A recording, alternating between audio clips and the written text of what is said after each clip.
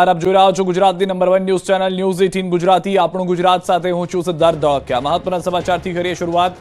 33 કલાક બાદ 500 ફૂટ ઊંડા બોરવેલમાં કચ્છની યુવતીના રૂંધાયા શ્વાસ. કંઈક આ રીતે 500 ફૂટ ઊંડા બોરવેલમાંથી કચ્છની દીકરીને બહાર કાઢવામાં આવી. 33 કલાક સુધી બોરવેલમાં જિંદગી સામે જંગ લડીને ઇન્દિરા નામની યુવતી બહાર આવી છે. ભુજ તાલુકાના કંડેરાઈ ગામમાં સોમવારે સવારે 6 વાગ્યાના અરસામાં એક યુવતી 500 ફૂટ ઊંડા બોરવેલમાં પડી ગઈ હતી. જે યુવતીને બચાવવા કચ્છ જિલ્લા કલેક્ટરથી લઈને ગાંધીનગરની એનડીઆરએફની ટીમ, ફાયર વિભાગ અને 108 એમ્બ્યુલન્સની ટીમ બચાવ કામગીરીમાં જોડાઈ હતી. 33 કલાકથી અવિરત બોરવેલમાંથી દીકરીને કાઢવા માટેનું ઓપરેશન ચાલી રહ્યું હતું. જે બાદ અંતે 33 કલાકે યુવતીને તંત્રએ રેસ્ક્યુ કર્યું. જે બાદ યુવતીને તાત્કાલિક હોસ્પિટલમાં ખસેડવામાં આવી. તંત્ર માટે પણ રેસ્ક્યુ ઓપરેશન ચેલેન્જિંગ રહ્યું. મોડી રાત્રે યુવતીને બોરવેલમાંથી બહાર કાઢવાને માટે માત્ર 60 ફૂટ બાકી હતા, પરંતુ સમયે સાધનોમાંથી યુવતી છટકી જતા બોરવેલ નીચે પડી ગઈ હતી. 30 કલાકમાં બે વખત 100 ફૂટ સુધીના અંતરે આવ્યા બાદ ફરી 500 ફૂટ નીચે સરકી જતી હતી. જેથી ટીમ માટે યુવતીનું રેસ્ક્યુ ઓપરેશન કરવું એક ચેલેન્જિંગ હતું, પરંતુ અંતે ટીમે યુવતીનું રેસ્ક્યુ કરી લીધું છે. દીકરી બોરવેલમાં પડી જતા સ્વજનો સાથે ગ્રામજનોમાં ભારે ગમગીનીનો માહોલ છવાઈ ગયો.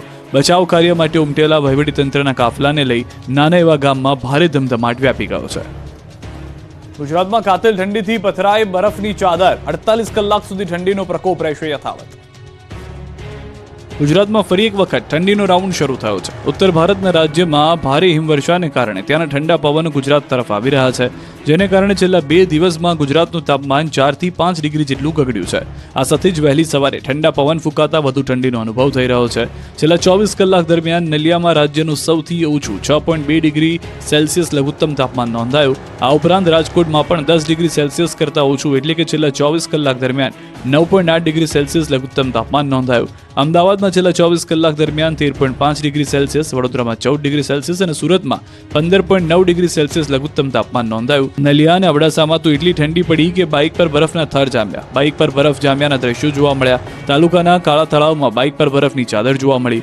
ભુજ 11 અને કંડલાનું તાપમાન 13.4 ડિગ્રી નોંધાયું. ત્યારે હવામાન વિભાગે આગાહી કરી કે હાલમાં ઉત્તર અને ઉત્તર પૂર્વ દિશા તરફથી આવતા પવનોને કારણે ગુજરાતના વિવિધ જિલ્લાઓનું લઘુત્તમ તાપમાન ઘટ્યું છે, જે હજુ પણ આગામી 48 કલાક સુધી યથાવત રહેશે.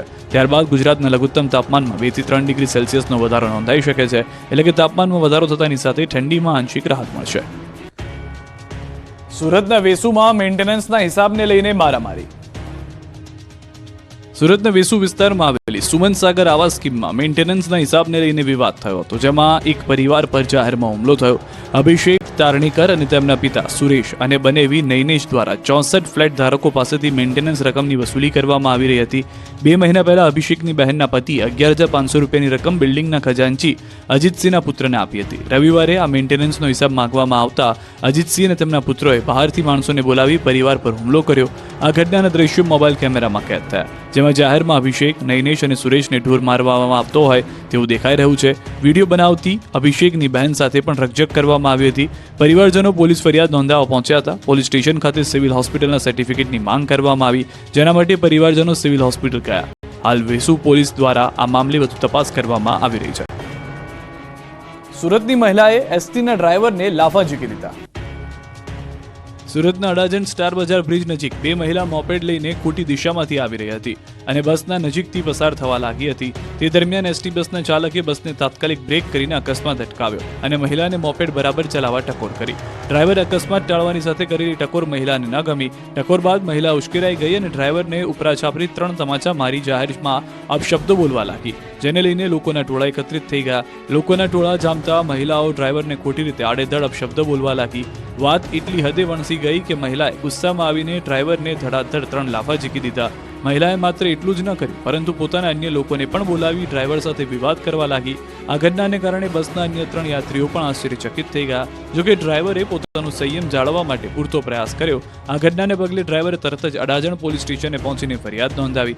એસટી યુનિયનના નેતા કૌશલ દેસાઈ અને વિપિનભાઈ લંગડિયાએ પણ પોલીસ સ્ટેશનમાં હાજરી આપી અને મહિલા તેમજ તેના મળતિયાઓ વિરુદ્ધ એફઆઈઆર નોંધાવી છે. અમદાવાદ મુંબઈ નેશનલ હાઈવે પર ટેમ્પા અને ટેન્કર વચ્ચે ટક્કર. ટેમ્પોનો કચ્ચરઘાણ વળી ગયો. વલસાડ જિલ્લાના ટુકવાડા નજીક બે વાહનો વચ્ચે ગંભીર અકસ્માત સર્જાયો. અમદાવાદ મુંબઈ નેશનલ હાઈવે પર ટેમ્પો અને કેમિકલ ભરેલા ટેન્કર વચ્ચે ટક્કર થઈ. આ અકસ્માતમાં બંને વાહનોમાં ભારે નુકસાન થયું. આખું ટેન્કર પણ હાઈવેની સાઈડમાં ફંગોળાઈ અને પલટી મારી ગયું. આ ઘટનામાં બંને વાહનોના ચાલકની ઈજા થઈ.